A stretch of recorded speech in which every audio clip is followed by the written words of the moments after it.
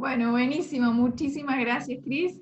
Gracias, Speaker 20, por este canal y por este espacio de compartir en este lindo círculo de personas.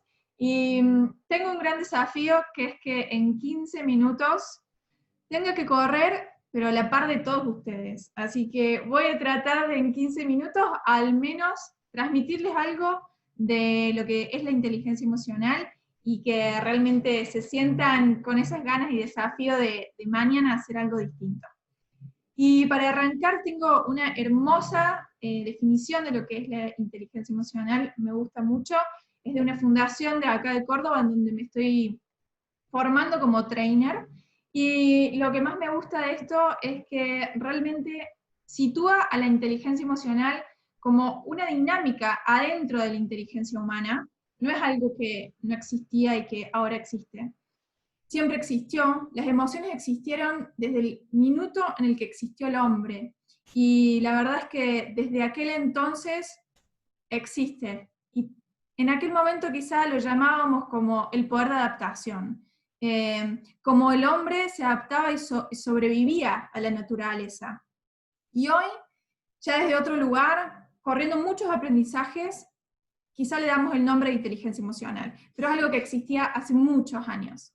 Hubo un escritor que le dio este gran boom a lo que hoy nosotros estamos escuchando por todos lados, y bienvenido sea que hablemos de inteligencia emocional, que tiene que ver con Daniel Goleman. Él presenta este libro, un bestseller, que habla de la inteligencia emocional. Tiene dos grandes dimensiones con 5 competencias. Estas dos grandes dimensiones tienen que ver con la vida intrapersonal y la vida con otros, que somos seres sociales, ¿no? Estas competencias tienen que ver con el autoconocimiento, el autocontrol, la automotivación, la empatía de habilidades. Pero me gusta mucho hacerlo más dinámico y con este hermoso cuadro que nos pone a nosotros en el centro, siempre. Nosotros estamos y dirigimos lo que nos pasa y qué vamos a hacer con lo que sentimos.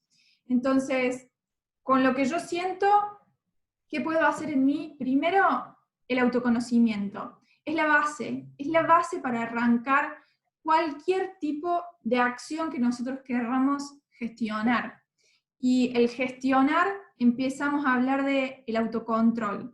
El autocontrol de lo que hago conmigo. Primero, a partir de haber conocido lo que a mí me pasa y las emociones que tengo. Yo siempre digo que primero tenemos que ser conscientes de lo que nos pasa para poder elegir. Y el poder de elección nos da esa cuestión de ser nuestros propios líderes, ¿no? De liderar mi vida y de elegir, y no que la vida me haga y me lleve por delante. Entonces, el autocontrol tiene que ver con haberme mirado a mí mismo, con haber hecho una introspección y saber cómo reacciono yo ante determinadas emociones. Siempre lo traigo con un ejemplo que me pasa muchísimo y es muy, muy sencillo, y tiene que ver con el clima. La verdad es que soy una persona que ama el invierno y detesta el verano. La verdad es que el verano me saca de mi centro. ¿Qué digo cuando me saca de mi centro? Quiero decir que el verano y el calor para mí me genera malestar, me genera pocas ganas de moverme y de hacer cosas. Entonces, yo me tuve que observar, tuve que entender que eso a mí me afectaba, conocerme y decidir en consecuencia de eso. Yo hoy no programo reuniones para la siesta, no me muevo de un lugar a otro los días que en el momento del día que más calor hace, trato de estar en la oficina tranquila. Y desde el lugar de conocerme, elijo como algo externo que no puedo controlar, que por ejemplo es el clima. ¿Qué voy a hacer con eso? Para que eso no me desestabilice. Entonces, una vez que nos conocemos, empezamos a hablar de los otros, empezamos a hablar de que somos seres sociales y vivimos rodeados de otras personas, que les pasa diferentes cosas y que sienten diferentes cosas que nosotros. Y empezamos a hablar de la empatía. La empatía tiene que ver cuando yo puedo y logro, aunque sea sentir o saber qué siente la otra persona. Muchas veces la empatía se figura con esto de ponerme en los zapatos del otro.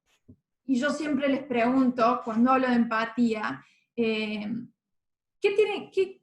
¿cómo lograrías empatizar con alguien?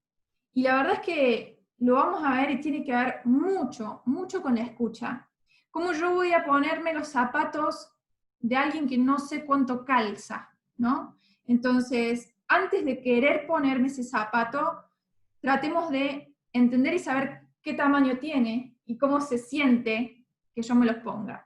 Entonces, empezamos a hablar de habilidades sociales, y las habilidades sociales tienen que ver con cómo nos relacionamos y cómo vamos a tener la capacidad, nosotros, como seres sociales, de relacionarnos desde el lugar en donde no existe lo que está bien y lo que está mal. Existen diferentes interpretaciones y existen diferentes formas de ver las cosas. Y nuestras habilidades sociales son cómo nosotros nos vamos a relacionar. Nos vamos a relacionar con los otros y vamos a compartir lo que sentimos y nuestros pensamientos. Tampoco es que, nos vamos a tener que aislar porque pensamos diferente, sino todo lo contrario. Entonces, me hacía esta pregunta, ¿no? ¿Cómo lograr desarrollar estas competencias si no hablamos de emociones? Y el hablar de emociones me dispara algo que yo ahora les voy a poner una imagen y les pido que todos los que estén por el chat, ahora lo voy a abrir así lo veo, me digan qué emoción les dispara. Si ustedes, por ejemplo, se encuentran con una araña en su casa, una araña caminando, una araña, levantaron el plato y encontraron una araña, digamos. ¿Qué emoción les dispara? No, ¿qué harían? ¿Qué emoción?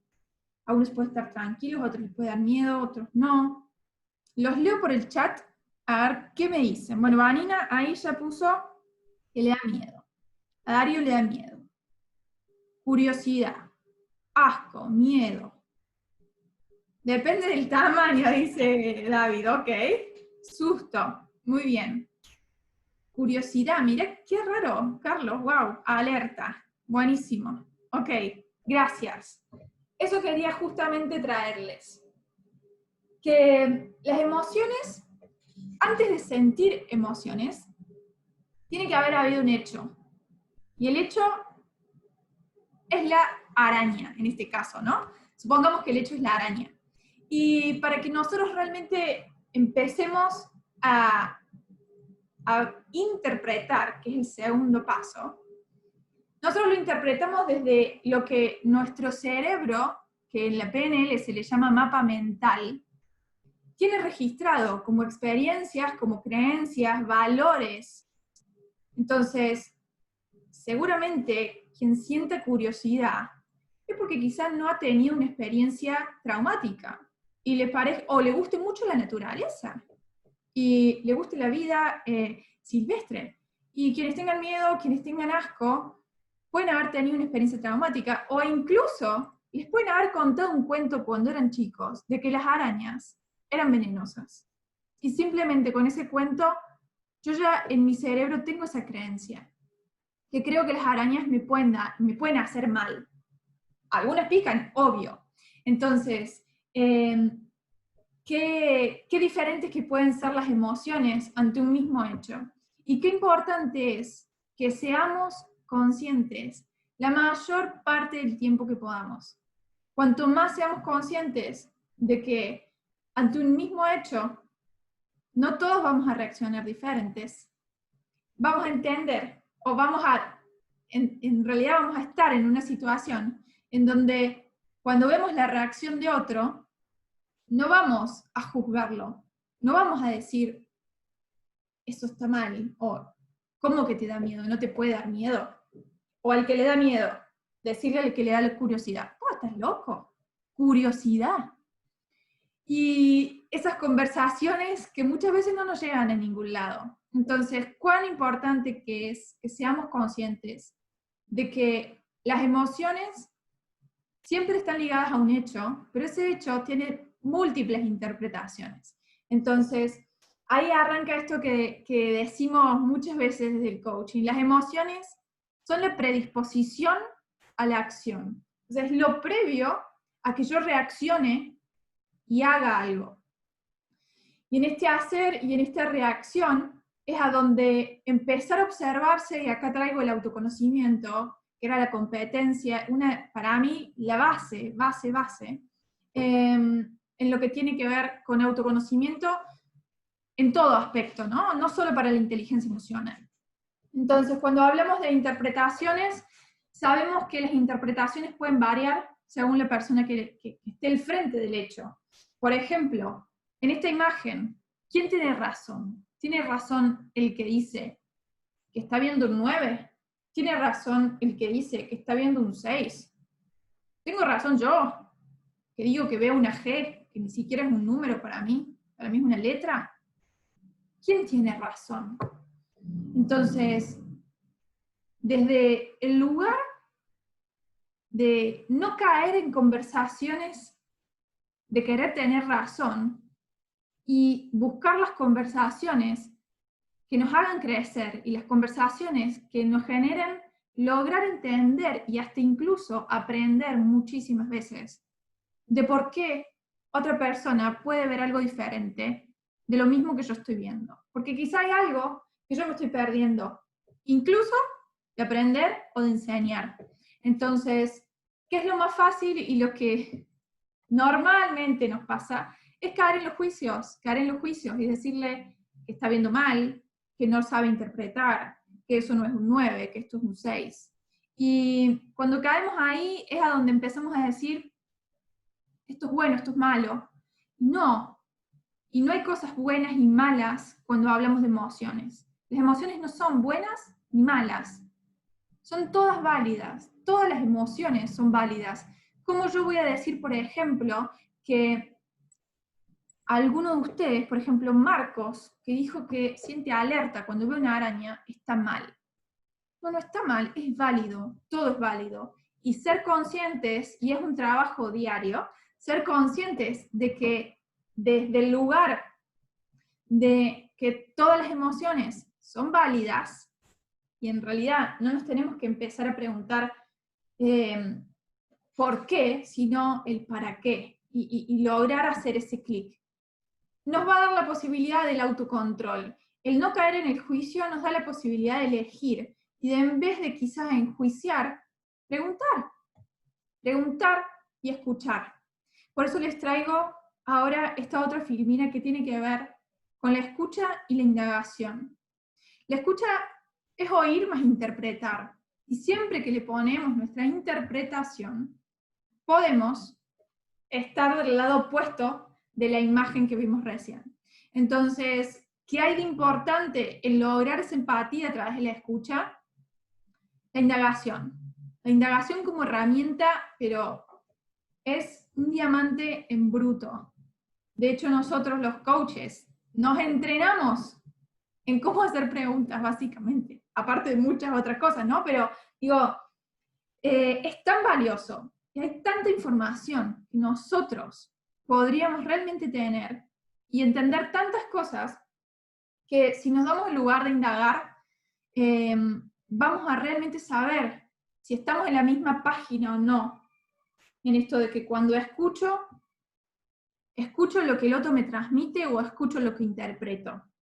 Y el segundo paso, yo siempre los imagino como pasos de baile, ¿no? El primero es indagar, separo el momento, dejo hablar, escucho. Y el próximo es verificar, para saber si lo que yo escuché es lo que el otro me quiso decir.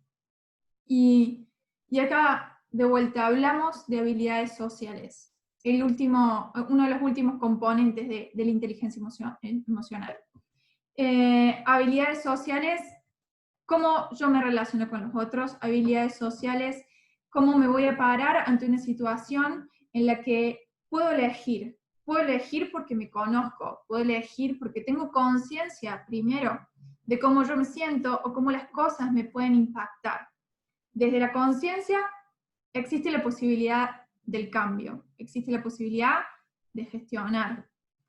Mientras yo no sé lo que me pasa, pero me pasa, porque no ha existido todavía la cápsula, yo le digo la cápsula sin emoción. No nos podemos meter en una cápsula donde no vamos a sentir emociones. Las emociones van a estar, las conozcamos o no, tengamos profundo conocimiento o no. Entonces, ¿cuán importante es que nosotros conozcamos primero nosotros, para lograr conciencia, para lograr un cambio y lograr gestionar?